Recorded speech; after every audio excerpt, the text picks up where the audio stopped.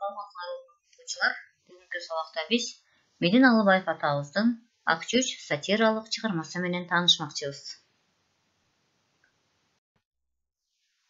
Бүгүнкү сабакта биз Медин Алыбаев атабыздын айрым сатиралык чыгармалары жөнүндө кыскача токтолобуз.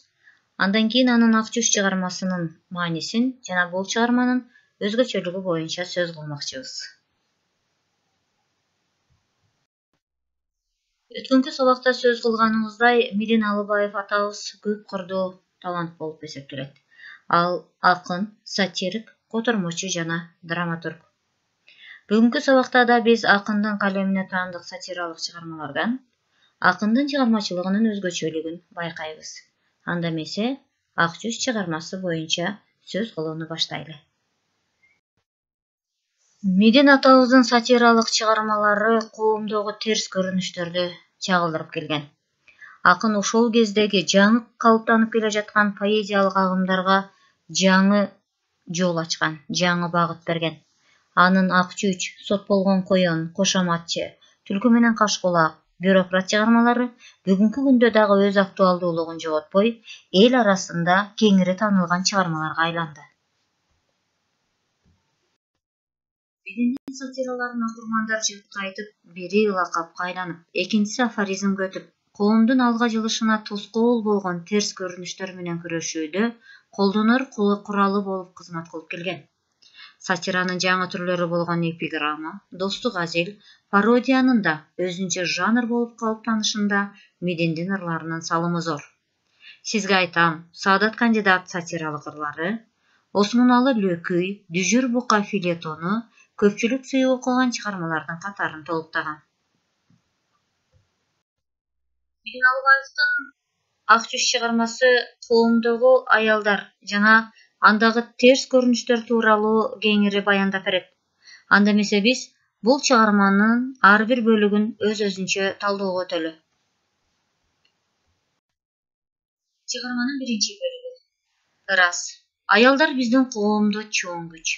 Бирок арасында анда-санда бар ак кол, Акчүч. Ак кол дейбиз. Анткени колу тийбейт оор же кара жумушка. Эзелтен эби келбейт, кечирээк жатып, эрте турушка. Чоочунча коомай карашат, коомдук жана үй турмушка. Эри эрксизден эч нерсе айта албайт, тарелканы асманга ыргытып урутса. Бул бөлүмдө өзүңөр көргөндөй, коомдогу эки түрдүү аялдар жөнүндө автор кеп козгойт. Бири ак колдор, экинчиси Акчүчтөр. Ак кол аял үйдө оор жумуштарды аткарбайт. Экинчиси ак кол аялдын күйөөсү эрксизден эч нерсе айта албайт. Бул бизде ак кол аялдардын коомдогу терс көрүнүшү тууралуу баяндалып жаткан бөлүк. Коомдогу аялдардын экинчи түрүн автор Акчүч деген сөз менен берет. Аны төмөнкү саптарда байкап көрөлү. Акчүч дейбиз. Ал анткени бирдемеге ачуусу келсе эле жата кетет үшкүрүп.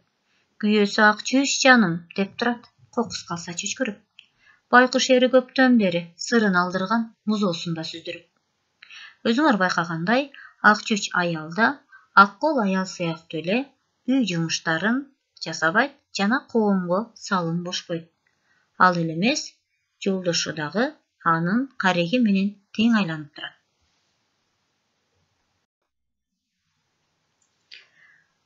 Кийинки бөлүктө автор ак кол жеңенин жашоо образы тууралуу сөз козгойт. Анда биз саптарды окуп көрөлү. Жолдош окуучулар, сиздер ойлобогула, булар күнгө күйбөс, суук тийбес жерде багылган. Алган жардан сыймык көрүү ал аялдын багынан. Ошондуктан ак кол жеңе багы менен кабылган. Аны жары артып көрөт жанынан. Айланып көзүнүн агынан, сылап турат талыдан. Мына ушундай эркелетет абыдан. Өзүңөр байкагандай, бул бөлүмдө ак кол жеңенин жолдошунун мүнөзү дагы азын олак чагылдырып кеткен. Демек, жолдошу камкор жана анын көзү менен тең айланып, эркелетип жакшы сөз сүйлөп жүргөн үчүн бул аял бактылуу аял деп берет.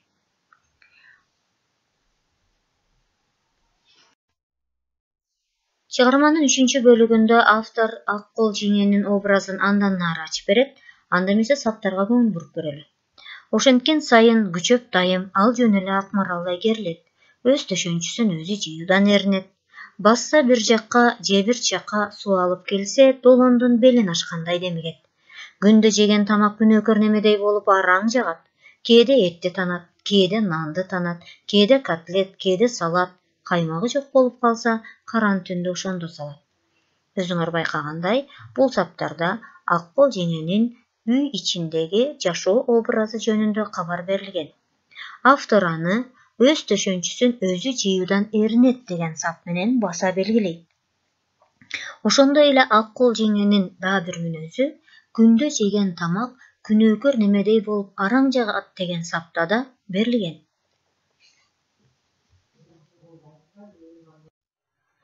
Чыгарманын 4 бөлүгүндө автор ак кол жеңенин үй ичиндеги жашоо образында эки ойду карама каршы коюп көрөт. Анда биз ыр саптарына көңүл бөлөбүз. Эрмеги күзгү улам карап деги өзүнө өзү качан канат. Биринин жеңи, биринин иреңи туура келбейт. Же жибек, же баркыт халат. Дагы күзгүгө барат. Анан кантип балдарына көз салат. Аларды прислуга багат. Эң кичүүсүн 2 күндө бир колуна алат. Кайсы бир баласынын канча жашка келгенин унутуп да калат.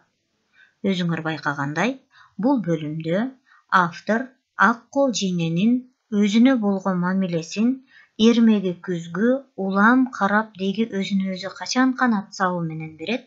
Ал эми ак кол жеңенин балдарына болгон мамилесин эң кичүүсүн 2 күндө бир колуна алат, кайсы бир баласынын канча жашка келгенин унутуп да калат деген саптар менен берет. Демек бул жерде автор антитеза ыкмасын колдонгон.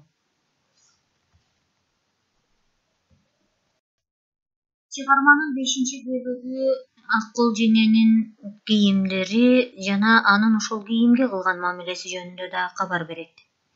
Бийик така, жапыс така, венский така 20дай жыйылып жатат. Босоножка, танкетка, кайрыма жака, ачык жака, туюк жака мүчөсү. Же өзү жарашпай калса, анда портной ката. Күзгүгө да капа, өзүнө да капа. Көзүнө жаман көрүнөт, 2 эле жума мурда алган шляпа. Өзүңөр байкагандай, ак кол жеңенин кийимге кылган мамилеси ал улам жаңы кийим алган сайын улам ыраазы болбогонунан билинип турат. Бул жерде автор ак кол жеңенин өзүнө болгон мамилесин дагы кенен ачып берүүгө аракет кылган. Анда эмесе биз чыгарманын 6 бөлүгүн окуп көрөлү. Өкмөт бергенби, же төркүнүнөн келгенби, Айтор Победа минет. Жаңы пальтого топчу издеп, базарга машина менен кирет. Майда жумушка, кээде 1 кило тузга минет. Уят экенин, уят эмес экенин кайдан билет. Күйөөсү калгысы келбейт анын каарына. Макул болот баарына. Антпесе адаты бар таарына. Өзү билет, өзү минет. Дароо кетет кыштын күнү, дарыбыз сатылып жатат десе нарында. Бул бөлүмдө автор Победа машинеси менен жаңы пальтого топчу жана 1 кило тузду карама каршы коет. Демек, өзүңөр билгендей, Советтер Союзу маалында Победа машинасы эң күчтүү машина болгон. Ошол машинени 1 топчу жана 1 кило туз үчүн минген аялдын чыныгы жүзүн коомго ашкерелеп бергиси келген. Ал эле эмес, анын күйөөсү да бул аялга каршылык көрсөтпөйт. Эгер каршылык көрсөтсө, аялдын мүнөзү таарынма. Ошондуктан ал нарында дарбыз сатылып жатат десе да жөнөйт деген ой менен автор бул аялдын өзүмчүлдүгүн кеңири баса белгилегиси келди. Чыгарманын 7 бөлүгүндө автор ак кол жеңенин курортко баргандыгы жөнүндө маалымат берет. Бирок ак кол жеңе оорубайт. Муну автор төмөнкү саптарда берет. Өмүрүндө оорубаса да ырымга 1-2 ай курортко барат жылына. Ошол эле ойду автор төмөнкү саптар менен бекемдейт. Оору деп жүрөгүм, кабыргасын, бөйрөгүн путевканы алат. Ал эми автор төмөнкү сап менен өзүн гана ойлогон, коомго пайдасыз аялдын образын берет. алсап, путевканы алат, чемоданга салат, курортко кийүүчү 10-15 көйнөгүн. Демек, бул бөлүмдө автор эч качан оорубай туруп да эс алууга жөнөгөн аялдын чыныгы мүнөзүн бергиси келген. Чыгарманын андан аркы бөлүгүндө курортко барган Аккол жеңеге ак жүз жеңе жолугат. Булардын жолугушуусу менен автор коомдогу эки көрүнүштү ашкарелегиси келет. Биринчиси бул ушакчылык, экинчиси байлыкка бийликке болгон кызыгуу. Аккол жана ак жүз жеңе жолукканда алар бирөөнү ушактайт же биринин сөзүн бири мактайт. Ал эле эмес, ушак кептер жөнүндөгү ойду автор төмөнкү саптар менен бекемдейт.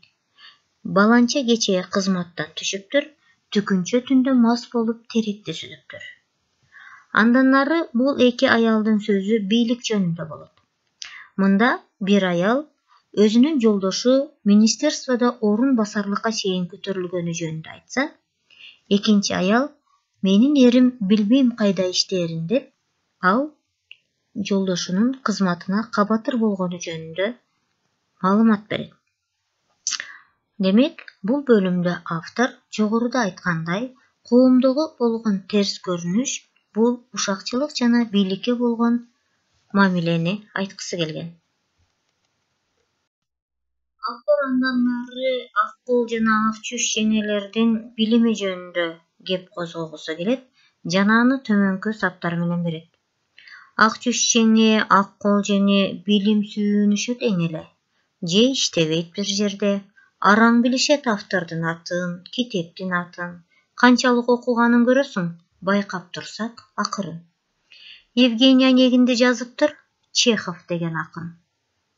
Пьеса жазуу жагынан Лермонтов, Тургеневке жакын. Сизге кайсы жагат деп сурасаң, дароо жооп берет. Эң жакшы экен, Маяковский жазган роман. Өзүңөр байкагандай, бул эки аялдын билими тууралуу автор атайын далилдерди келтирет. Евгений Онегиндин автору Пушкин. Ал эми бул жерде автор Чеховду атап жатат. Экинчиси Лермонтов пьеса жазган эмес. Үчүнчүсү Маяковскийдин бир да романы жок. Демек, бул далилдерди келтирүү менен автор коомдогу кийинки терс көрүнүш, билимсиздикти бергиси келген. Чыгарманын аягында автор мындай терс көрүнүштөрдү ачык айтууга чакырат. Анда биз бул саптарды окуп көрөлү. Биз айтышыбыз керек түптүз эле бетине. Күнөө селкиде жана беркиде. Эрлери коомго жек көрүнөт жетелеп коюп, Аккол ак жүздөрдүн эркине. Элдик лакап айтылган так, айып кемикте гана эмес, керкиде. Биз буларды сынга алсак жүрөгү түшүп калмакпы? Ансыз деле чыдап келдик, кесе тиштеп бармакты. Мен киммин деп күзгүдөн сураса, ай деп айтар эле айнек. Сен жатып ичер жамбакты. Жеке эле мени тиктебей карасаң боло элди жерди жан жакты. Төмөн түшүрбө советтик аял деген ардакты. Рас, аялдар биздин коомдо чоң күч. Бул чоң күчкө качан кошулат өзү? Куштун көлөкөсүнө тонгон, элге күлкү болгон Аккол ак жүз. Саптарда байкагандай, мындай коомдук терс көрүнүштүн пайда болушуна аялдар эле эмес, эркектер да күнөөлүү экенин автор белгилейт. Ал төмөнкү саптарда. Күнөө селкиде жана беркиде. Эрлери коомго жек көрүнөт жетелетип коюп Аккол ак жүздөрдүн эркине. Бул ойду автор кийинки саптар менен бекемдейт. Айып кемикте гана эмес, керкиде. Андан кийин автор бул коомдогу терс көрүнүштү ачык айтуу үчүн күзгүнү пайдаланат. Күзгүнүн кеби менен автор аялдардын чыныгы жүзүн ачат.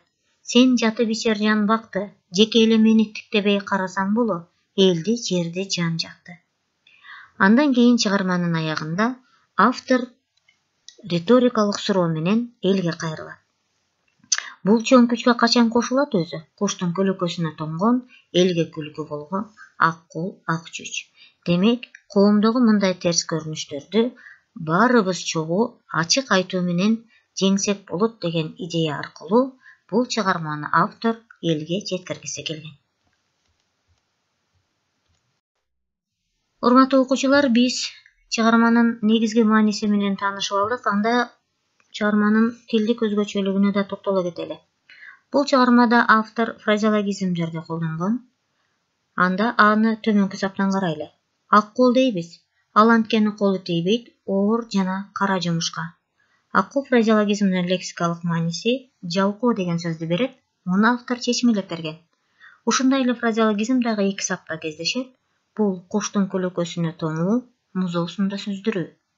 Андан сырткары туруктуу сөздөрдү да колдонот. Күнгө күйбөс, суук тийбес жерде багылуу. Ошондой эле долондун белин ашкандай демигүү. Мындан сырткары автор аллитерация колдонгон. Буга биз бир гана мисал алдык. Чынында чыдай албайт жайкы чаңга чымынга. Аллитерация дегенибиз саптардагы үнсүз тыбыштардын окшош айтылуусу болуп эсептелет. Демек биз айткан жогорку сапта чы тыбышынын үндөшүүсү байкалат. Андан сырткары автор анафора колдонот. Бул сөз сап башындагы сөздөрдүн окшош айтылышы. Өзү минет, өзү билет. Андан сырткары автор эпифора колдонот. Кээде этти танат, кээде нанды танат. Эпифора дегенибиз сап аягындагы бирдей сөздөрдүн айтылышы. Андан сырткары бул чыгармада макал берилген айып кемикте гана эмес, киркиде. Ошондой эле анда портной ката аларды прислуга багат деген саптарда орус тилиндеги сөздөр жолугат. Автор кийинки ыкма катары жандандырууну колдонгон. Муну төмөнкү саптан байкайбыз. Мен киммин деп күзгүсүнөн сураса ай деп айтар эле айнек. Демек, бул жандандыруу ыкмасы. Анда эмесе урматтуу окуучулар, силер өз алдыңарча бул чыгарманы кайра башынан окуп чыгып, бүгүнкү күндө биздин коомубузда ушундай терс көрүнүштөрдү аныктап, дептериңерге жазып келгиле. Силерге көңүлдүү күн каалайбыз. Саламатта калгыла.